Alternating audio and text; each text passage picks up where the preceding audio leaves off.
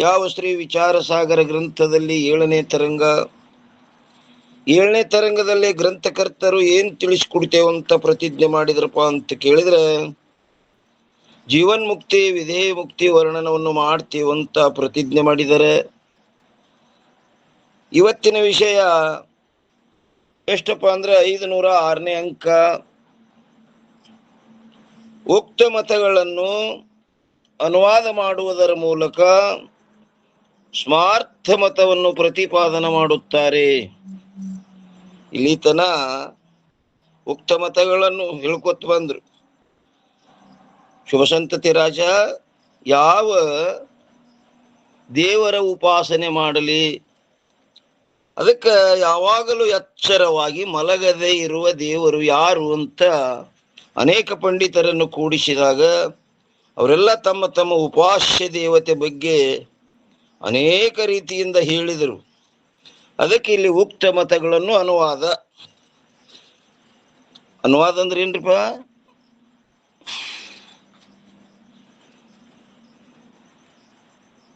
ಓಂ ನಮಃ ಶಿವಾಯ.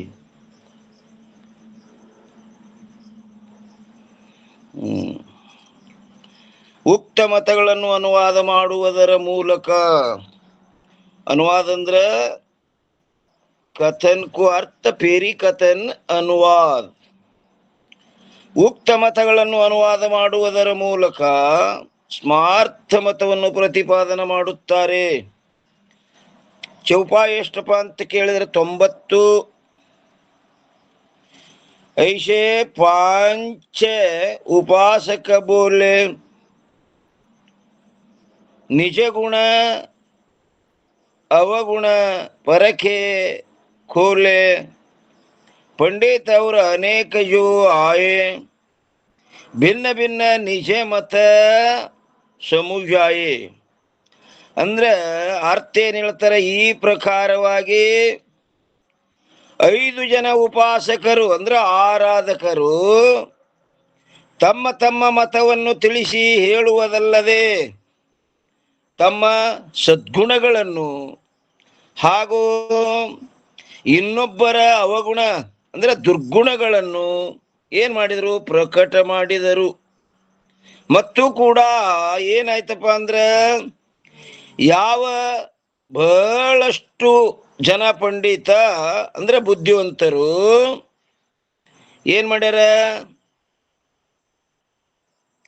ಅಲ್ಲಿ ಬಂದಿದ್ದರು. ಅವರೆಲ್ಲರೂ ನಿಜ ಅಂದ್ರೆ ತಮ್ಮ ಭಿನ್ನ ಭಿನ್ನ ಅಂದ್ರೆ ಬೇರೆ ಬೇರೆ ಸಿದ್ಧಾಂತಗಳನ್ನು ಏನ್ ಮಾಡಿದ್ರಪ್ಪ ಅಂತ ಕೇಳಿದ್ರೆ ತಿಳಿಸಿ ಹೇಳಿದರು. ಓಂ ನಮಃ ಶಿವಾಯ. ಕೇಳಿಸ್ತದ್ರಪ್ಪ ಎಲ್ಲರಿಗೆ? ನಮ್ಮ ವಯಸ್ಸು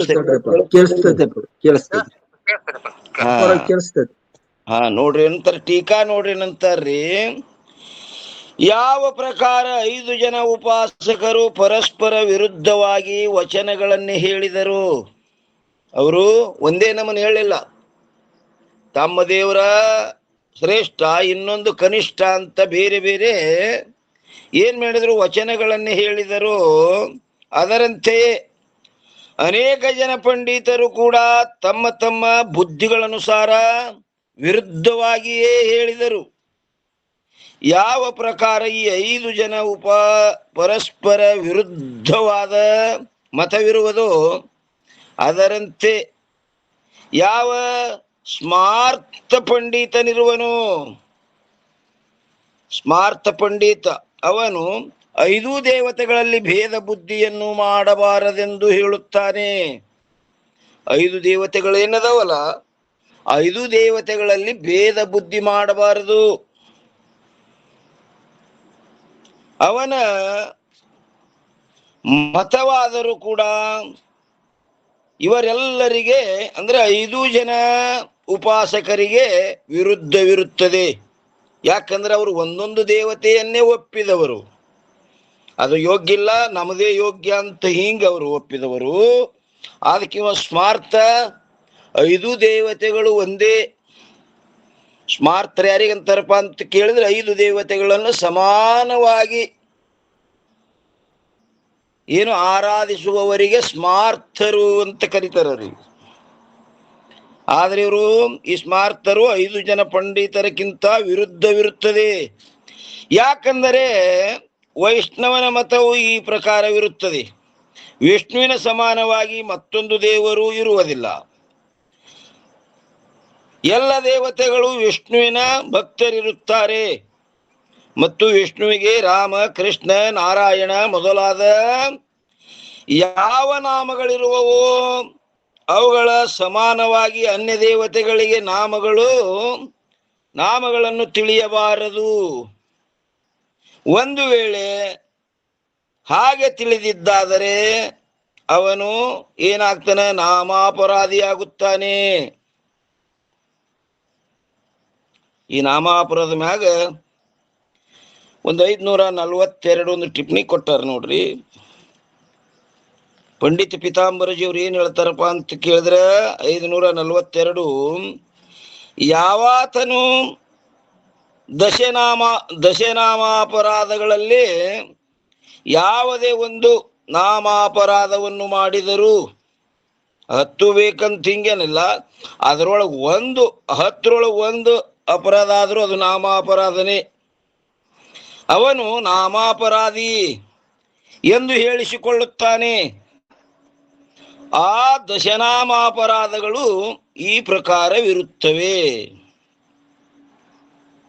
ಇಲ್ಲೊಂದು ಶ್ಲೋಕ ಹೇಳ್ಯಾರ ನೋಡ್ರಿ: ಸನ್ನಿಂದಾಶ್ರುತೆ ನಾಮ ವೈಭವ ಕಥಾಶ್ರೇ ಶೇಷಯೋರ್ಭೀಧದಿ ಹ್ರಸ್ರದಾ ಶ್ರುತಿಶಾಸ್ತ್ರ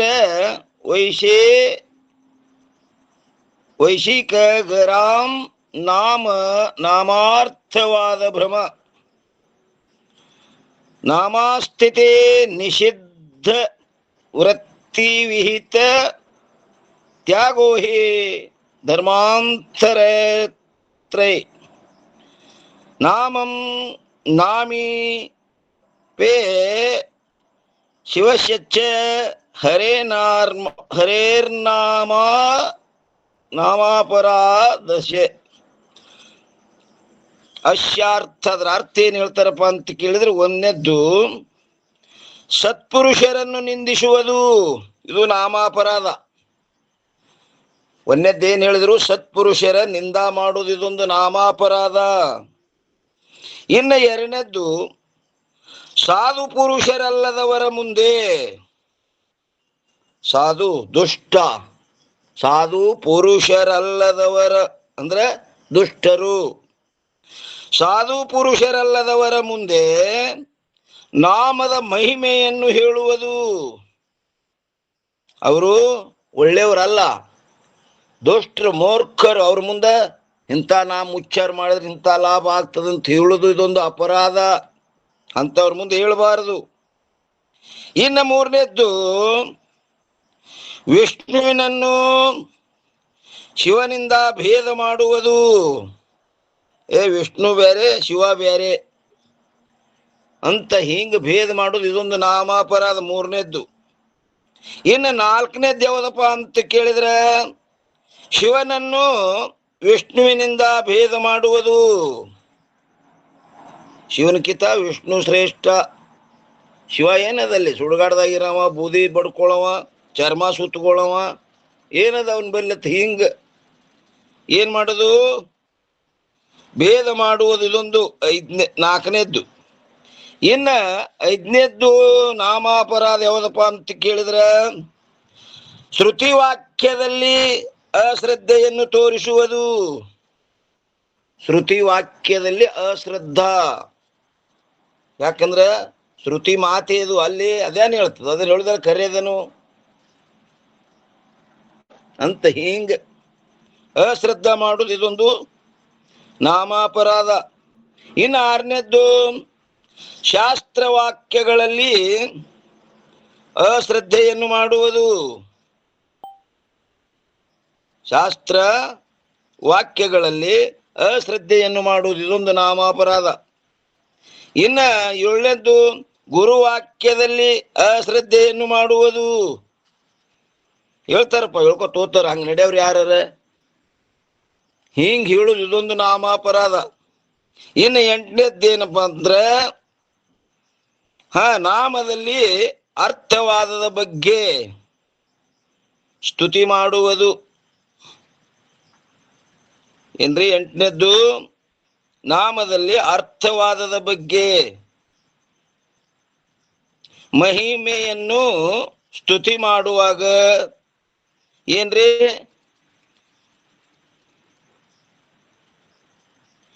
ಭ್ರಮ ಉಳ್ಳವರಾಗುವುದು. ಅದು ಹೇಳುವಾಗ ಭ್ರಮ ಉಳ್ಳವರಾಗುವುದು ಅಂದ್ರೆ ಅವೆಲ್ಲ ಹೇಳ್ತಾವಪ್ಪ, ಹೇಳುದೆಲ್ಲ ಕರೆನೇನು, ಹಿಂಗ ಭ್ರಮ ಉಳ್ಳವರಾಗುವುದು. ಇನ್ನು 9ನೇದ್ದು ಅನೇಕ ಪಾಪಗಳನ್ನು ನಾಶ ಮಾಡುವಂಥ ನಾಮವು ನನ್ನ ಹತ್ತಿರವಿರುತ್ತದೆ. ಏನು ಪಾಪ ಮಾಡ್ಲಿಕ್ಕೆ ಬರ್ತದ, ಮತ್ತದು ಕಳ್ಕೊಳಕ್ ಬರ್ತದ. ಪಾಪ ಮಾಡೋದು ಮತ್ತೆ ಕಳ್ಕೊಳ್ಳು ಮಂತ್ರ ನಂಬಲ್ಲಿ ಅದಾವ, ಬೇಕಾದಂಗೆ ಹೊಡಿಗಾಡಿ. ಇದನ್ನು ಏನದು, ಏನಂತಾರ್ರಿ? ಅನೇಕ ಪಾಪಗಳನ್ನು ನಾಶ ಮಾಡುವಂಥ ನಾಮವು ನನ್ನ ಹತ್ತಿರವಿರುತ್ತದೆ ಎಂಬ ವಿಶ್ವಾಸದಿಂದ ನಿಷಿದ್ಧ ಕರ್ಮಗಳನ್ನು ಏನ್ ಮಾಡುದು? ನಿಷಿದ್ಧ ಕರ್ಮಗಳನ್ನು ಆಚರಿಸುವುದು. ಅದು ಕಳ್ಕೊಳಕ್ ಬರ್ತದ, ಬೇಕಾದಿರ್ಲಿ, ಅದು ಎಷ್ಟು ಪಾಪ ಇರ್ತದಿರ್ಲಿ, ಆ ಮಂತ್ರ ನನ್ನ ಬಲ್ಯವ ಅಂತ ಬಲ್ಲಂಗ್ ಹೊಡೆದು ಗಾಡಿ ಹಿಂಗ್ ಹೇಳುದು ಇದೊಂದು ನಾಮಾಪರಾಧ. ವಚನಗಳು ಹಾಗೂ ಅದೇ ವಿಶ್ವಾಸದಿಂದಲೇ ವಿಹಿತ ಕರ್ಮಗಳನ್ನು ತ್ಯಾಗ ಮಾಡುವುದು ಇದೊಂದು ನಾಮಾಪರಾಧ 9ನೇದ್ದು. ಇನ್ನು 10ನೇದ್ದು ಯಾವುದಪ್ಪ ಅಂತ ಕೇಳಿದ್ರೆ ಅನ್ಯ ಧರ್ಮಗಳೊಡನೆ ಅನ್ಯ ದೇವತೆಗಳ ನಾಮದೊಡನೆ ಅಂದ್ರೆ ಭಗವಂತನ ನಾಮವು ಸಮಾನವೆಂದು ತಿಳಿಯುವುದು. ಈ ಪ್ರಕಾರವಾಗಿ ಶಿವ ಹಾಗೂ ವಿಷ್ಣುವಿನ ಜಪ ಮಾಡುತ್ತಿರುವಲ್ಲಿ ಇವು 10 ಏನಪ್ಪ ಅಂತ ಕೇಳಿದರೆ ನಾಮಾಪರಾಧಗಳಿರುತ್ತವೆ. ಇವು 10 ನಾಮಾಪರಾಧಗಳು.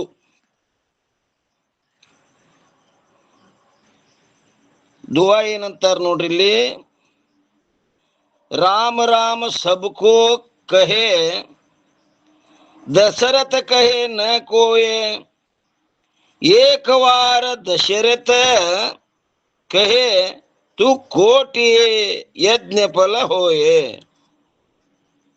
ಏನಂದ್ರ ನೋಡ್ರಿ ದೋಹಾ, ರಾಮ ರಾಮ ಸಬ್ಕೋ ಕಹೆ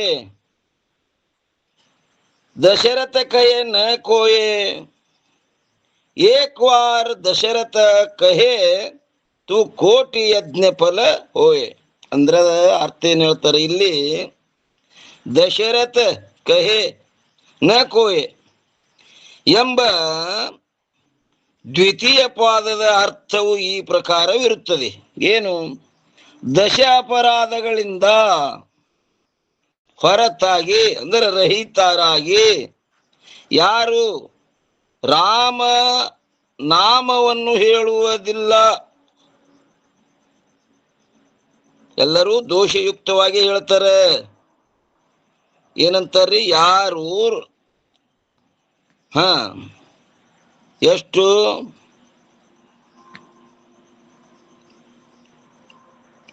ಈ ಪ್ರಕಾರವಿರುತ್ತದೆ. ಏನು? ದಶ ಅಪರಾಧಗಳಿಂದ ಹೊರತವಾಗಿ ಅಂದ್ರೆ ರಹಿತವಾಗಿ ಯಾರು ರಾಮನಾಮವನ್ನು ಹೇಳುವುದಿಲ್ಲ,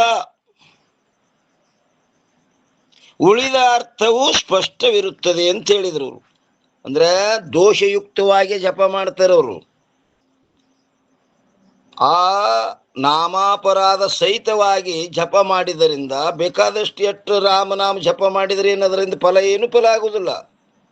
ಅಲ್ಲೇನ್ ಬೇಕು? ಶ್ರದ್ಧಾ ಭಕ್ತಿ ಇಟ್ಟುಕೊಂಡು ಅದನ್ನ ಅಂದ್ರೆ ಅದು ಏನಾಗ್ತದಪ್ಪ ಅಂದ್ರೆ ಫಲಕಾರಿ ಆಗ್ತದೆ. ಎಷ್ಟೋ ಸಲ ಶಿವ ಶಿವ ಶಿವ ಅಂತಾರ, ಅಲ್ಲೇನು ಶ್ರದ್ಧಾ ಇಲ್ಲ, ಭಕ್ತಿ ಇಲ್ಲ, ಸುಮ್ಮ ಅನ್ನೋದು, ಅದು ಫಲಕಾರಿ ಆಗುವುದಿಲ್ಲ. ಅಲ್ಲೇನ್ ಬೇಕು? ಶ್ರದ್ಧಾ ಬೇಕು.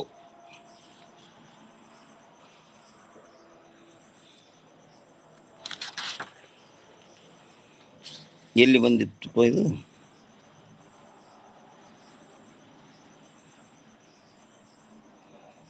ಇಲ್ಲಿ ಬಂದ. ಹಾಗೆ ತಿಳಿದಿದ್ದಾದರೆ ಅವನು ನಾಮಾಪರಾಧಿಯಾಗುತ್ತಾನೆ. ಯಾನಂತ ತಿಳಿದ್ರೆ ವಿಷ್ಣುವಿನಕ್ಕಿಂತ ಶಿವ ಶ್ರೇಷ್ಠ, ಶಿವನಿಗಿಂತ ವಿಷ್ಣು ಶ್ರೇಷ್ಠ ಅಂತ ಹಿಂಗ ತಿಳಿದಿದ್ದಾದರೆ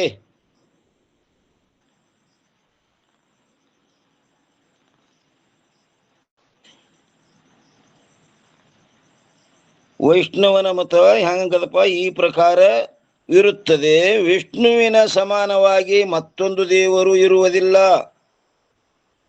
ಎಲ್ಲ ದೇವತೆಗಳು ವಿಷ್ಣುವಿನ ಭಕ್ತರಾಗಿರುತ್ತಾರೆ ಮತ್ತು ವಿಷ್ಣುವಿಗೆ ರಾಮ, ಕೃಷ್ಣ, ನಾರಾಯಣ ಮೊದಲಾದ ಯಾವ ನಾಮಗಳಿರುವವು ಅವುಗಳ ಸಮಾನವಾಗಿ ಅನ್ಯ ದೇವತೆಗಳ ನಾಮಗಳನ್ನು ತಿಳಿಯಬಾರದು. ಒಂದು ವೇಳೆ ಹಾಗೆ ತಿಳಿದಿದ್ದಾದರೆ ಅವನು ಏನಾಗ್ತಾನ? ನಾಮಾಪರಾಧಿಯಾಗುತ್ತಾನೆ. ಅಂಥವರು ರಾಮ, ಕೃಷ್ಣಾದಿ ನಾಮಗಳನ್ನು ಉಚ್ಚಾರಣ ಮಾಡುವುದರಿಂದ ಅವನಿಗೆ ಯಥಾರ್ಥವಾದ ಫಲವು ಪ್ರಾಪ್ತವಾಗುವುದಿಲ್ಲ. ಹಿಂಗೆ ಭೇದ ಭಾವದಿಂದ ಒಂದನ್ನು ತಿರಸ್ಕರಿಸಿ ಇನ್ನೊಂದು ಸ್ತುತಿ ಮಾಡುವುದರಿಂದ ಏನಾಗ್ತದಪ್ಪ ಅಂತ ಕೇಳಿದ ನಾಮ ಅಪರಾಧ. ಅವನಿಗೆ ಯಥಾರ್ಥವಾದ ಫಲವು ಪ್ರಾಪ್ತವಾಗುವುದಿಲ್ಲ. ಯಾಕೆ? ಅಪರಾಧ ಆಯ್ತಲ್ಲ. ಅದರಂತೆ ಶೈವ ಮತದಲ್ಲಿ ಶಿವನಿಗೆ ಸಮಾನವಾಗಿ ಅನ್ಯ ದೇವತೆಗಳು ಯಾರೂ ಇರುವುದಿಲ್ಲ. ಆ ಶಿವನಕ್ಕಿಂತ ಶ್ರೇಷ್ಠರು ಮತ್ಯಾರು ಇಲ್ಲ ಅಂತ ಹಿಂಗ. ಓಂ ನಮ ಶಿವಾರಿ ಕಟ್ಟಾಗಿತ್ತೇನ್ರಿ? ನೀವು ಮಾತನಾಡುತ್ತ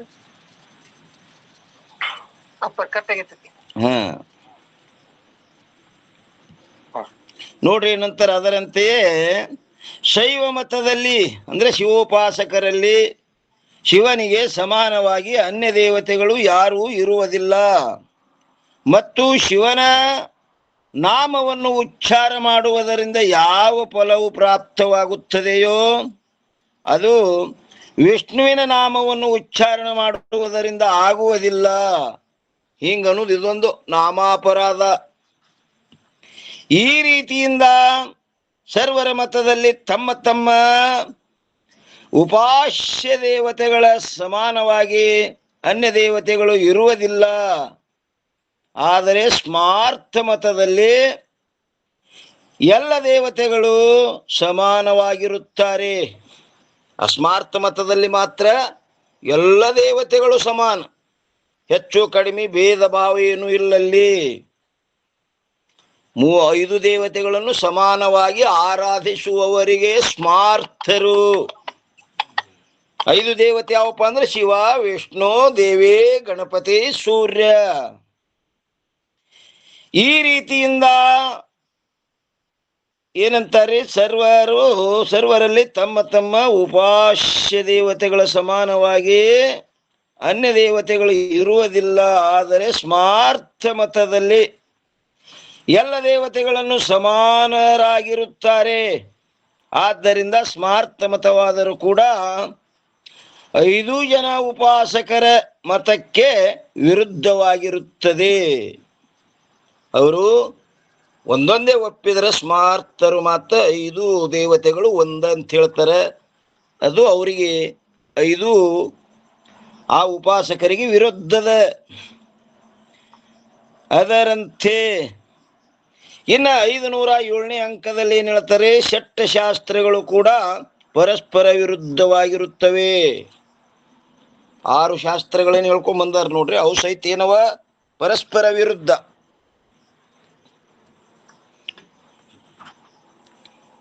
ಇನ್ನು ಒಂದೊಂದು ಶಾಸ್ತ್ರ ಬಗ್ಗೆ ಹೇಳ್ತಾರೆ.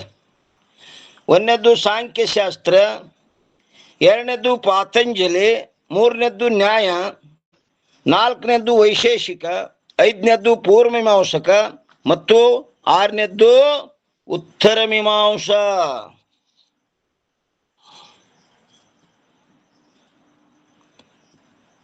ನಾವು ಯಾವ ಶಾಸ್ತ್ರಕ್ಕೆ ಸಂಬಂಧಪಟ್ಟವ್ರಿ? ಉತ್ತರ ಮೀಮಾಂಸೆ. ಉತ್ತರ ಮೀಮಾಂಸ ನಮ್ಮದು. ನಮ್ಮ ಪೂರ್ವಜರು ಅವರೆಲ್ಲ ಏನಪ್ಪಾ ಅಂದ್ರೆ ಉತ್ತರ ಮೀಮಾಂಸ ಅಂದ್ರೆ ವೇದಾಂತ. ಅಪ್ಪರ ಇಲ್ಲಿ ಸ್ಮಾರ್ಥ ಮತದ ಹೇಳ್ರಲ್ಲ ಇಲ್ಲಿ ಯಾವ ರೀತಿಯಿಂದ ಭೇದಿಲ್ದ ಸಮಾನವಾಗಿ ಒಪ್ಪಿದ್ರು. ನಾಮರೂಪದಲ್ಲಿ ಮಾತ್ರ ಭೇದ ಕಂಡ್ರು, ಲಕ್ಷಾರ್ಥದಲ್ಲಿ ಅಭೇದ ಕಂಡ ಒಪ್ಪಿದರೆ ಹೆಂಗ ಒಪ್ಪಿದ್ರೆ ಅಪ್ಪ ಅವರು ಸಮಾನವಾಗಿ? ಅವು ಸ್ಮಾರ್ಥರು 5 ದೇವತೆಗಳಲ್ಲಿ ಈಶ್ವರತ್ವವನ್ನೇ ಒಪ್ಪಿದ್ರಿ ಅವರು. 5 ದೇವತೆಗಳಂದ್ರೆ ಈಶ್ವರ ಏನ್ರಿ? 5 ದೇವತೆ ಬ್ಯಾರೆಲ್ಲ, ಈಶ್ವರ ಬ್ಯಾರೆಲ್ಲ. 5 ದೇವತೆಗಳಿಗೆ ಈಶ್ವರತ್ವವನ್ನು ಒಪ್ಪಿದರವರು. ಉಳಿದವರು ಒಪ್ಪಲಿಲ್ಲ ಅಲ್ಲಿ. ಉಪಾಸಕರು ಒಂದೊಂದು ತಮ್ಮ ತಮ್ಮ ಉಪಾಸ್ಯ ದೇವತೆ ಒಂದನ್ನೇ ಶ್ರೇಷ್ಠ, ಉಳಿದದ್ದು ಕನಿಷ್ಠ ಅಂದ್ರೆ ಅವರು ಏನ್ರಿ? ಉಳಿದದ್ದು ಕನಿಷ್ಠ ಅಂದ್ರೆ ಇವರು ಭೇದತ್ವನ ಒಪ್ಪಿದಂಗ ಆತಲ್ಲ ಇಲ್ಲಿ. ಹೌದೌದು, ಮೂಲ ಈಶ್ವರನು ಒಪ್ಪಿದ್ರು ಇವರು. ಅಧಿಷ್ಠಾನ ಏನದ ಅದು ಒಂದೇ ಅದ ಎಲ್ಲಕ್ಕೂ. ಹೌದಪ್ಪ. ಸ್ಮಾರ್ತರು ಯಾರಪ್ಪ ಅಂದ್ರೆ ಶಂಕರಾಚಾರ್ಯರು ಸ್ಮಾರ್ತರ್ರಿ ಅವರು. ಹೌದಪ್ಪ, ಹೌದು. ಬಸವಣ್ಣನವರು ಸ್ಮಾರ್ತರು. ಹ್ಞೂನ್ರಿ. ಗುರು ಗೋವಿಂದ ಭಟ್ಟರು ಸ್ಮಾರ್ತರು. ಅಲ್ಲಿ ಅವರು ಭೇದಿಲ್ಲ.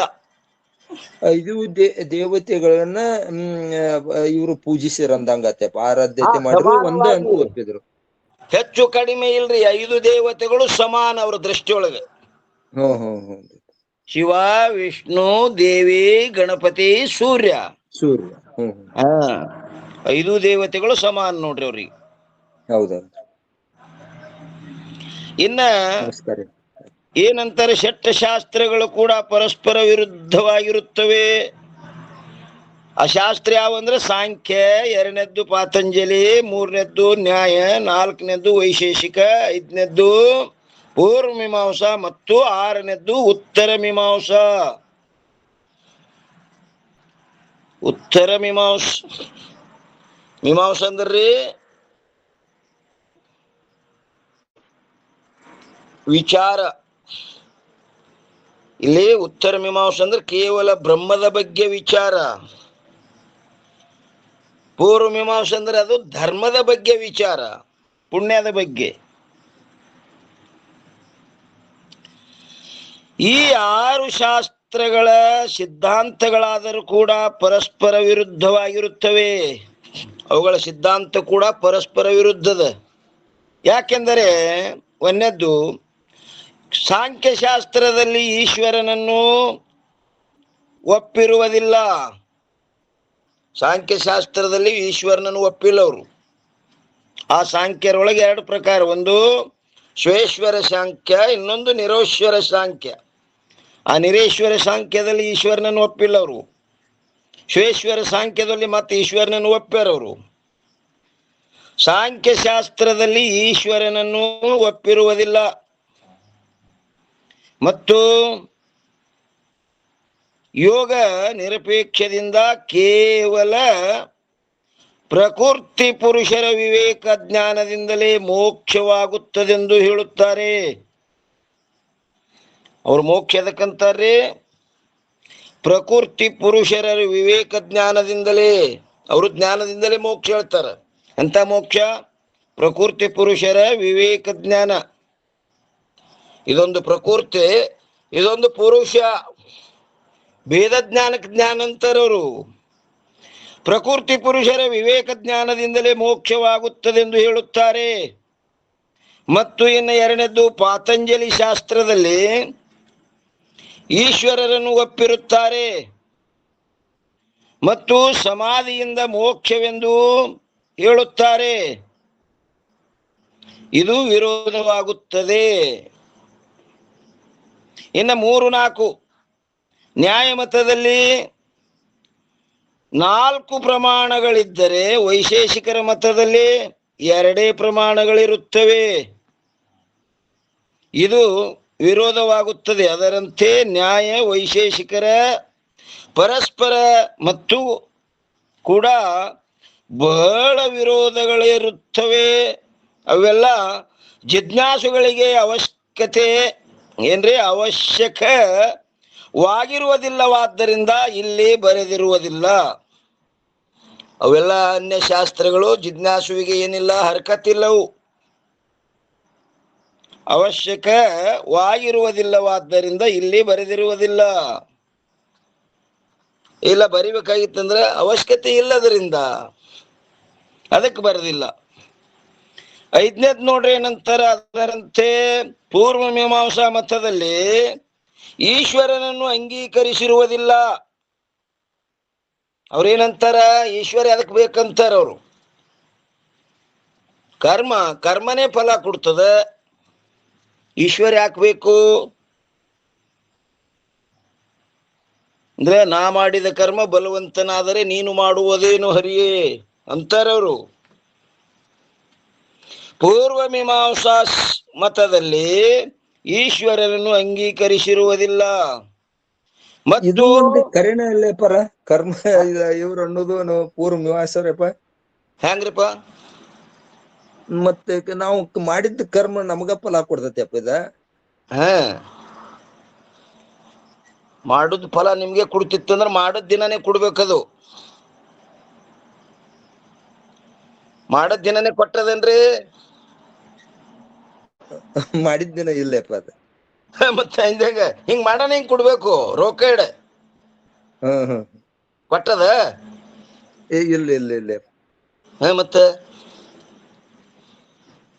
ಅದಕ್ಕ ಈಶ್ವರ ಯೋಗ್ಯ ಅಯೋಗ್ಯಗಳನ್ನು ನೋಡಿ ಅವ ಏನ್ ಮಾಡ್ಯಾನ, ಪ್ರೇರಣೆ ಮಾಡ್ಯಾನವ. ಅವಂದೇ ಬಲ ಅವಂದೇ ಹೌದು ಅನಿಸ್ತದ ಅಂದ್ರೆ ಮಾಡದ್ ದಿನನೇ ಕೊಡ್ಬೇಕಪ್ಪ ಫಲ. ನೀ ದಂಡಿಗೆ ವಾದ ದಿನ ಪಗಾರ ಕೊಡ್ತಾರಿಲ್ರಿ, ಹಂಗ್ ಕೊಡ್ಬೇಕ. ಕರ್ಮ ಜಡ ಇರ್ತದ ಏನ್ರಿ? ಕರ್ಮ ಜಡ ಅದ, ಜಡ ಅದ. ಮತ್ತೆ ಜಡದಲ್ಲಿ ಹೆಂಗ್ ವ್ಯವಹಾರ ಆಗ್ತದೆ? ಅದರಂತೆ ಪೂರ್ವ ಮೀಮಾಂಸಾ ಮತದಲ್ಲಿ ಈಶ್ವರನನ್ನು ಅಂಗೀಕರಿಸಿರುವುದಿಲ್ಲ ಮತ್ತು ಮೋಕ್ಷ ರೂಪವಾದ ನಿತ್ಯ ಸುಖವನ್ನು ಕೂಡ ಅಂಗೀಕರಿಸಿರುವುದಿಲ್ಲ. ಮತ್ತೇನೆಂದರೆ ಕರ್ಮಜನ್ಯವಾದ ವಿಷಯ ಸುಖವೇ ಪುರುಷಾರ್ಥವೆಂದು ಹೇಳುತ್ತಾರೆ ಅವರು. ಆ ವಿಷಯ ಸುಖಕ್ಕೆ ಪುರುಷಾರ್ಥ ಅಂತಾರವರು. ಕರ್ಮ ಮಾಡಿ ಏನು ಸ್ವರ್ಗಕ್ಕೆ ಹೋಗ್ತಾರಲ್ಲ, ಅದುವೇ ಮೋಕ್ಷ. ವಿಷಯ ಸುಖವೇ ಪುರುಷಾರ್ಥವೆಂದು ಹೇಳುತ್ತಾರೆ. ಆದರೆ 6ನೇದ್ದು ಉತ್ತರ ಮೀಮಾಂಸದಲ್ಲಿ ಈಶ್ವರರನ್ನು ಅಂಗೀಕರಿಸಿರುತ್ತಾರೆ. ನಮ್ಮ ಪೂರ್ವಜರು ಉತ್ತರ ಮೀಮಾಂಸಿಗಳು ಏನ್ ಮಾಡ್ಯಾರ, ಈಶ್ವರರನ್ನು ಅಂಗೀಕರಿಸಿರುತ್ತಾರೆ ಮತ್ತು ನಿತ್ಯ ಸುಖವಾದ ಮೋಕ್ಷವು ಪುರುಷಾರ್ಥವೆಂದು ಒಪ್ಪಿರುತ್ತಾರೆ. ಅವರು ಅನಿತ್ಯ ಸುಖ, ಸ್ವರ್ಗಾದಿ ಸುಖಗಳು ಅನಿತ್ಯವು. ಯಾಕೆ? ಕ್ಷೀಣೆ ಪುಣ್ಯ ಮರ್ತ್ಯ ಲೋಕಂ ವಿಷ್ಯಂತೆ. ಆದ್ರೆ ನಮ್ಮ ಪೂರ್ವಜರು ಉತ್ತರ ಮೀಮಾಂಸಿಗಳು ಹಂಗಲ್ಲ. ಉತ್ತರ ಮೀಮಾಂಸದಲ್ಲಿ ಈಶ್ವರನನ್ನು ಅಂಗೀಕರಿಸಿರುತ್ತಾರೆ ಮತ್ತು ನಿತ್ಯ ಸುಖವಾದ ಮೋಕ್ಷವು ಪುರುಷಾರ್ಥವೆಂದು ಒಪ್ಪಿರುತ್ತಾರೆ. ಆ ನಿತ್ಯ ಸುಖವೇ ಪುರುಷಾರ್ಥ, ಪರಮ ಪುರುಷಾರ್ಥ. ಹೊರತು ವಿಷಯ ಸುಖವು ಪುರುಷಾರ್ಥವೆಂದು ಒಪ್ಪಿರುವುದಿಲ್ಲ. ಅದು ಜನ್ಯ ಇರ್ತದ. ವಿಷಯ ಸುಖ ಯಾವಾಗ ಹುಟ್ಟ್ಯದ ಅದು ಒಂದಿನ ಇಲ್ಲಾಗಿ ಹೋಗ್ತದದು. ಮತ್ತು ಈ ಗ್ರಂಥದಲ್ಲಿ ಉತ್ತರ ಮೀಮಾಂಸಾ ಮತವು ಸ್ಪಷ್ಟವಾಗಿಯೇ ಇರುತ್ತದೆ. ಯಾವ ಗ್ರಂಥದಲ್ಲಿ? ಈ ವಿಚಾರ ಸಾಗರ ಗ್ರಂಥದಲ್ಲಿ. ಯಾವ ಮತ ಅದರಲ್ಲಿ? ಉತ್ತರ ಮೀಮಾಂಸಾ. ಮತ್ತು ಈ ಗ್ರಂಥದಲ್ಲಿ ಉತ್ತರ ಮೀಮಾಂಸಾ ಮತವು ಸ್ಪಷ್ಟವಾಗಿಯೇ ಇರುತ್ತದೆ. ಆದ್ದರಿಂದ ಸರ್ವಶಾಸ್ತ್ರಗಳು ವಿರುದ್ಧವಾಗಿರುತ್ತವೆ ಮತ್ತು ಬೇರೆ ಮತಗಳಲ್ಲಿ ಭೇದವಾದವಿರುತ್ತದೆ. ಆದರೆ ಇದರಲ್ಲಿ ಉತ್ತರ ಮೀಮಾಂಸದಲ್ಲಿ ಭೇದವಾದವನ್ನು ಖಂಡನ ಮಾಡಿ ಅಭೇದವನ್ನೇ ಪ್ರತಿಪಾದನೆ ಮಾಡಿರುತ್ತಾರೆ. ಅಭೇದಕ್ಕೆ ಇಟ್ಕೊಂಡಿಲ್ಲ ಇಲ್ಲಿ. ಭೇದ ಏನ್ ಮಾಡ್ಯಾರ? ಖಂಡನ್ ಇತಿಯಾ ದ್ವೈ ಭಯಂ ಭವತೆ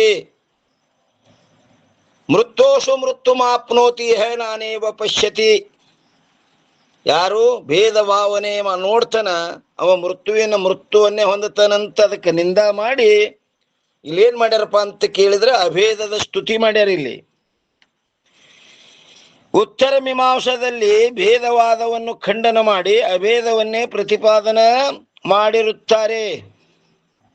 ಈ ರೀತಿಯಿಂದ ಸಕಲ ಶಾಸ್ತ್ರಗಳ ಸಿದ್ಧಾಂತಗಳು ಪರಸ್ಪರ ವಿರುದ್ಧವಾಗಿರುತ್ತವೆ.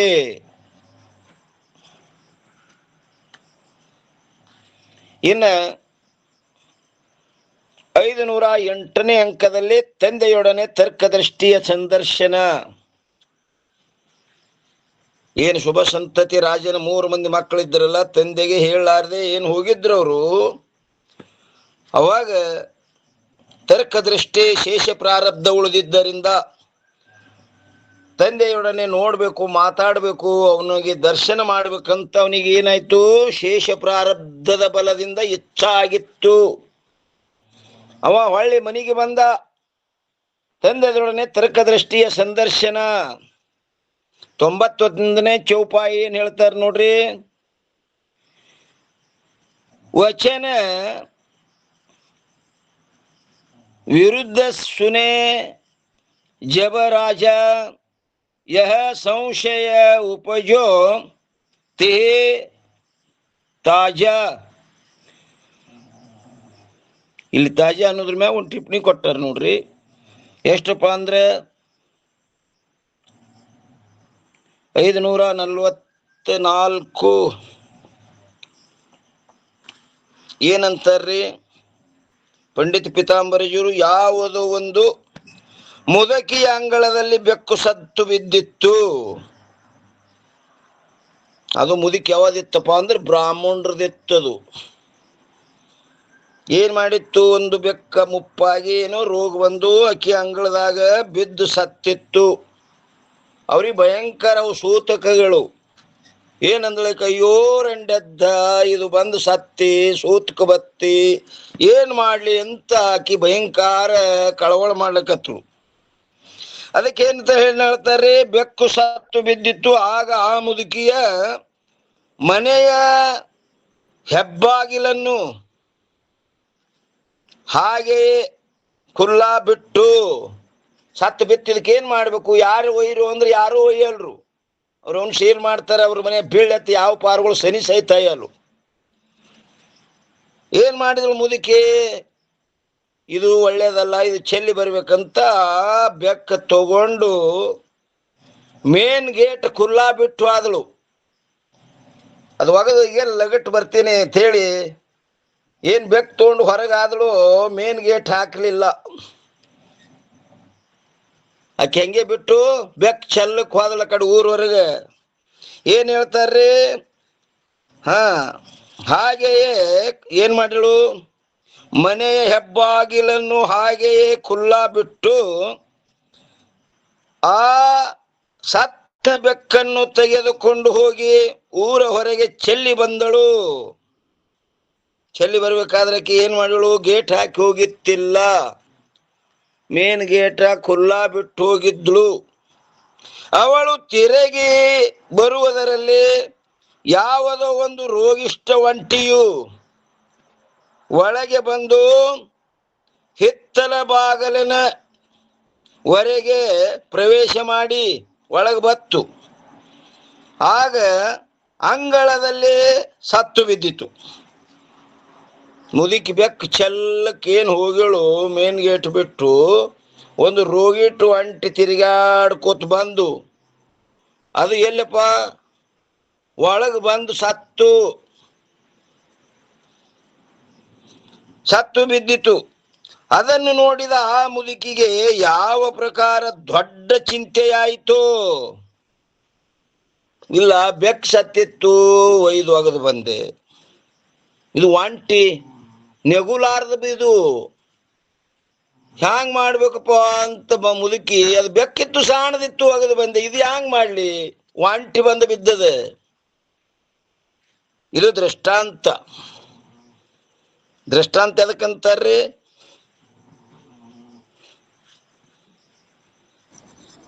ಓಂ ನಮಃ ಶಿವಾಯ. ಉಭಯ ಪಕ್ಷ ಸಮ್ಮತ ದೃಷ್ಟಾಂತ. ಉಭಯ ಪಕ್ಷ ಸಮ್ಮತೋ ದೃಷ್ಟಾಂತ. ಉಭಯ ಅಂದ್ರೆ ಇಬ್ಬರಿಗೂ, ಹೇಳುವವರಿಗೂ ಕೇಳುವವರಿಗೂ ಅದು ಸಮ್ಮತ ಆಗಿರಬೇಕು. ಇನ್ನ ದೃಷ್ಟಾಂತ ಹೇಳ್ತಾರೆ, ಅದರಂತೆ ಶುಭ ಸಂತತಿ ರಾಜನು ಕೂಡ ಉಪಾಸ್ಯ ದೇವತೆಯ ಬಗ್ಗೆ ಇರುವ ಅಜ್ಞಾನವನ್ನು ದೂರ ಮಾಡಿಕೊಳ್ಳುವುದಕ್ಕೋಸ್ಕರ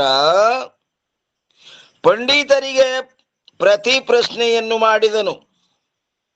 ನನಗ ಅದು ಒಂದು ಗೊತ್ತಿದ್ದಿತ್ತಿಲ್ಲ, ಯಾವ ದೇವರು ಉಪಾಸನೆ ಮಾಡ್ಬೇಕಂತ. ಅದನ್ನು ತಿಳ್ಕೋಬೇಕಂತ ಪಂಡಿತರನ್ನು ಕೂಡಿಸಿದ. ಆದರೆ ಅದರಿಂದ ಅವನಿಗೆ ಒಂದು ಹೊಸ ಸಂಶಯವೇ ಉಂಟಾಯಿತು. ಆದ್ದರಿಂದ ಅವನಿಗೆ ಆ ಸಂಶಯವನ್ನು ನಿವೃತ್ತಿ ಮಾಡಿಕೊಳ್ಳುವುದೊಂದು ಬಹು ದೊಡ್ಡ ಸಮಸ್ಯೆ ಆಯ್ತು. ಒಂದೇ ಇತ್ತದು, ಯಾವ ದೇವರು ಉಪಾಸನೆ ಮಾಡಲಿ ಅನ್ನೋದು ಒಂದೇ ಇತ್ತು. ಇವರು 108 ಹೋಗಿಸಿಬಿಟ್ರು ತಲೆಯಾಗ. ನಮದು ಶ್ರೇಷ್ಠ, ಅವ್ರದ್ದು ಕನಿಷ್ಠ, ಅದು ಹಂಗ ಇದು ಹಿಂಗ. ಎಲ್ಲರೂ ಮತ್ತ ತಮ್ಮ ಅನುಭವ ಯುಕ್ತಿ ಪ್ರಮಾಣ ಕೊಟ್ಟು ಹೇಳ್ಯಾರ. ಮತ್ತ ಯಾವಾಗ ಸತ್ಯ ಅಲ್ಲಿ ಅನ್ನೋದು ಆ ವಾಂಟೆ ಮುದುಕಿ ಸತ್ಯ ಹಂಗ್ ಬಿತ್ತು, ಹಂಗ ಇವನಿಗೆ 108 ತಲೆಯಾಗ ಮತ್ತೆಷ್ಟು ಏನಾಗ್ಲಿಕ್ಕತ್ತು, ಚಿಂತಿಗೆ ಕಾರಣ ಆಗಿಬಿಟ್ಟು.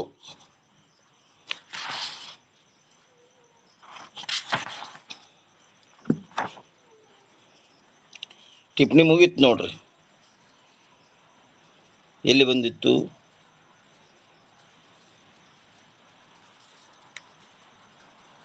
ಚೌಪಾಯಿದಾಗ ಮ್ಯಾಲೆ. ಚೌಪಾಯಿದಾಗದನ್ರಿ? ಮೇಲೆ ಅದ ನೋಡ್ರಿ. ಎಷ್ಟು? 91ನೇ ಚೌಪಾಯಿಯಲ್ಲಿ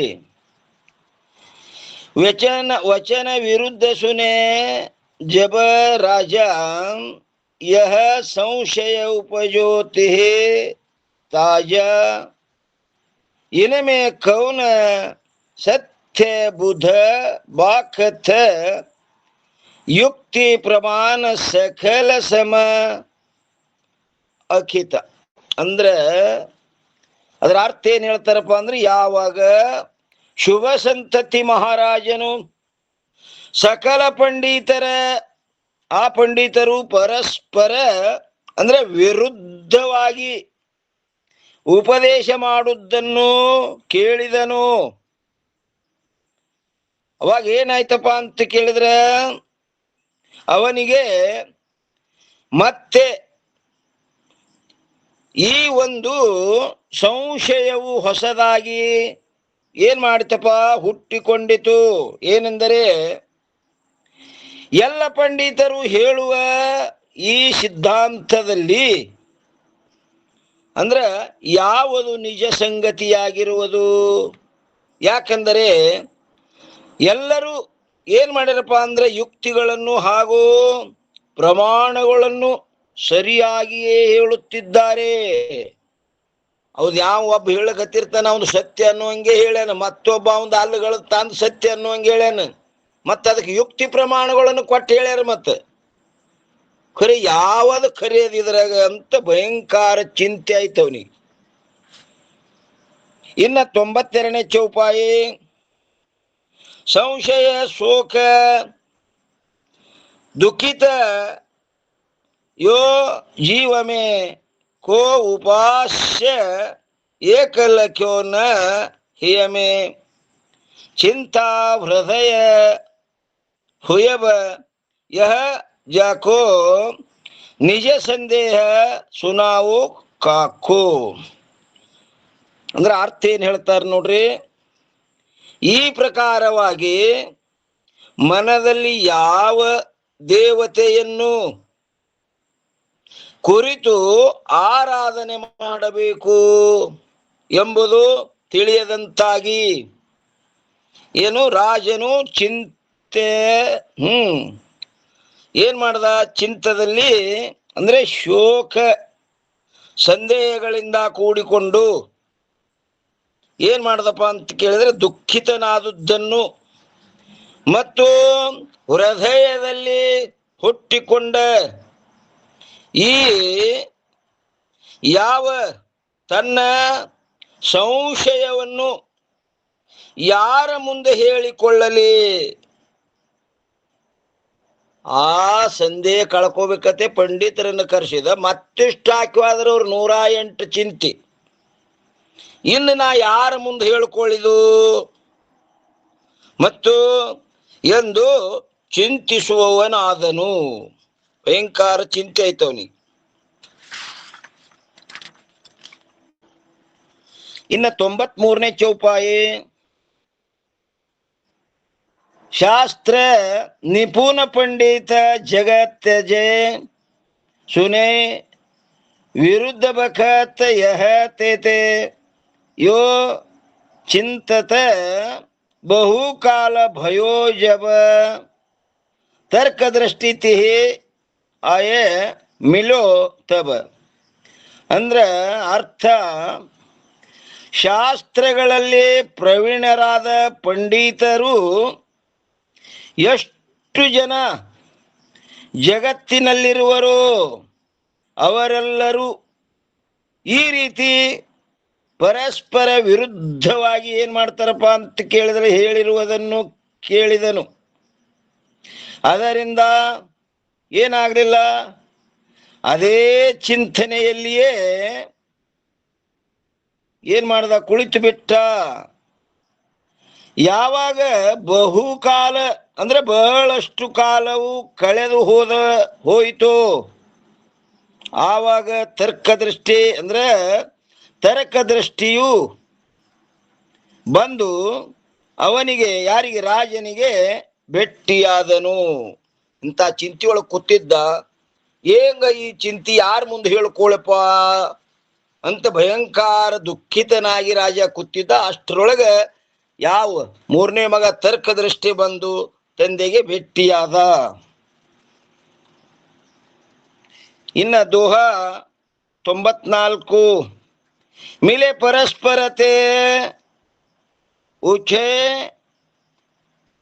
ಪುತ್ರ ಪಿತಾ ಜಹ ರೀತಿ ಕರಿ ಪ್ರಣಾಮ ಅಶೇಷ ದುಹ ಆಸನ ಲಹೆ ಸಪ್ರೀತ್. ಅಂದ್ರೆ ಅಲ್ಲೊಂದು ಟಿಪ್ಪಣಿ ಕೊಟ್ಟಾರ ನೋಡ್ರಿ, ಏನು ಪುತ್ರ ಪಿತಾ ಜಹಿ ರೀತಿ ಅನ್ನೋದ್ರ ಮ್ಯಾಗ ಎಷ್ಟು 545. ಜಹಿ ಅಂದರೆ ಯಾವ ರೀತಿ ಇರುವುದು ಅದರಂತೆ. ದು ಅಂದರೆ ಪುತ್ರ ಮತ್ತು ಪಿತಾ ಇಬ್ಬರು ಕ್ರಮದಿಂದ ಏನು ನಮಸ್ಕಾರ ಹಾಗೂ ಆಶೀರ್ವಾದವನ್ನು ಮಾಡಿ, ಪದ್ಧತಿಗನುಸಾರವಾಗಿ ಮಗ ತಂದೆಗೆ ನಮಸ್ಕಾರ ಮಾಡ್ದ.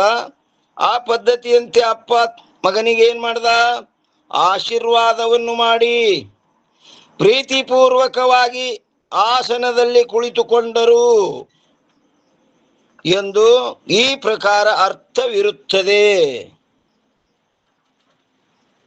ಮಗ ಹೋಗಿ ಅಪ್ಪಗೆ ನಮಸ್ಕಾರ ಮಾಡಿದ ಬಳಿಕ ಅಪ್ಪ ಮಗನಿಗೆ ಆಶೀರ್ವಾದ ಮಾಡ್ದ. ಇಬ್ಬರು ಟೆಕ್ಕಿ ಬಿದ್ದು ಆಲಂಗಿಸಿ ಏನ್ ಮಾಡಿದ್ರಪ್ಪ, ಬಹಳ ಪ್ರೀತಿಯಿಂದ ಆಸನದ ಮೇಲೆ ಕುಳಿತುಕೊಂಡರು.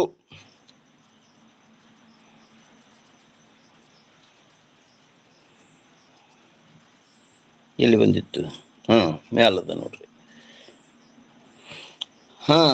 ಕರಿ ಪ್ರಣಾಮ ಅಶಿಷ್ಯ ದುಹು ಆಸನ ಲಹೆ ಸಪ್ರೀತಿ.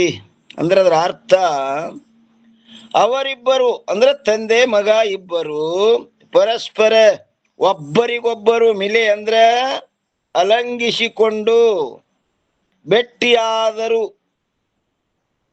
ಪದ್ಧತಿಯ ಪ್ರಕಾರ ಪುತ್ರ ಮಗನು ಏನ್ ಮಾಡ್ದ, ತಂದೆಗೆ ನಮಸ್ಕಾರ ಮಾಡಿದನು. ತಂದೆಯು ಮಗನಿಗೆ ಆಶೀರ್ವಾದ ಮಾಡಿದನು. ಆಮೇಲೆ ಸಪ್ರೀತ ಅಂದರೆ ಅತ್ಯಂತ ಪ್ರೇಮ ಪೂರ್ವಕವಾಗಿ ಇಬ್ಬರು ಆಸನದ ಮೇಲೆ ಕುಳಿತುಕೊಂಡರು. ತಂದೆಯನ್ನು ಕುರಿತು ತರ್ಕದೃಷ್ಟಿಯ ಉಪದೇಶ ಏನ್ ಹೇಳ್ತಾರೆ ನೋಡ್ರಿ, ಇಲ್ಲಿ 509ನೇ ಅಂಕದಲ್ಲಿ ತಂದೆಯನ್ನು ಕುರಿತು ತರ್ಕದೃಷ್ಟಿಯ ಉಪದೇಶ. ಇಲ್ಲಿ ಮಗ ತಂದೆಗೆ ಉಪದೇಶ ಮಾಡ್ಯಾನ. ಇಲ್ಲಿ ಉಪದೇಶ ಯಾವ ಪ್ರಕಾರ ನಡೀತದೋ, ಮಗನೇ ತಂದೆಗೆ ಉಪದೇಶ. ಇನ್ನ ತಂದೆಗಿನೂ ಇನ್ನ ಮಗನಿಗೆ ತಂದೆ ಉಪದೇಶ ಮಾಡ್ಯಾನ. ಕೆಲವೊಂದು ಕಡೆ ಯಾರು ಮಾಡ್ಯಾರ್ರಿ?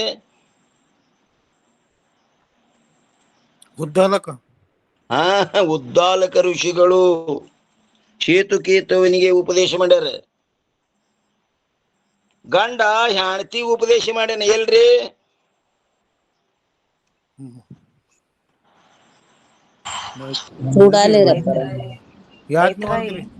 ಯಾಜ್ಞವಲ್ಕ್ಯರ್.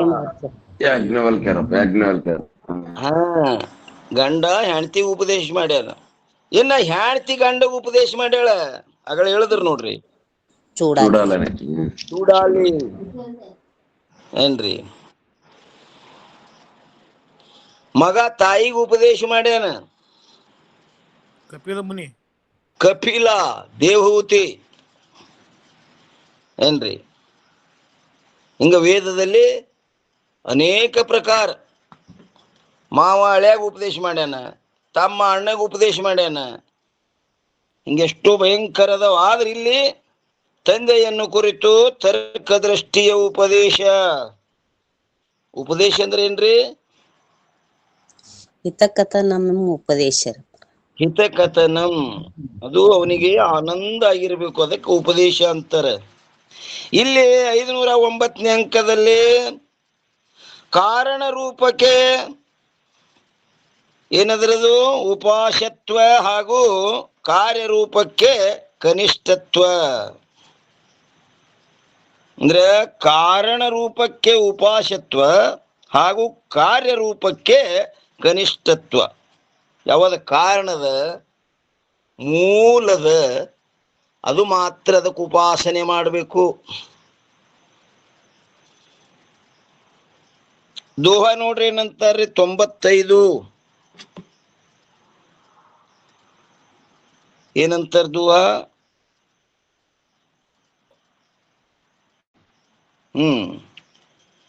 ನಿಜ ಪಿತು ಚಿಂತಾ ಸಹಿತ ಲಖೆ ಸುತ ಬೋಲ್ಯೋ ಯಹ ಬಾತ್ ಕೋ ಚಿಂತಾ ಚಿತ ರಾವರೇ ಮುಖ ಪ್ರಸನ್ನ ನಹಿ ತಾತ.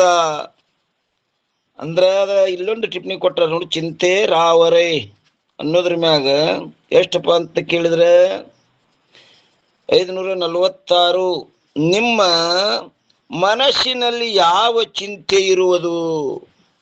ಯಾಕಂದ್ರೆ ಮುಖ ಪ್ರಸನ್ನ ಇಲ್ಲ, ಮುಖ ಯಾಕೋ ಸೊಟ್ಟಾಗಿ ಆಗ್ಯದ.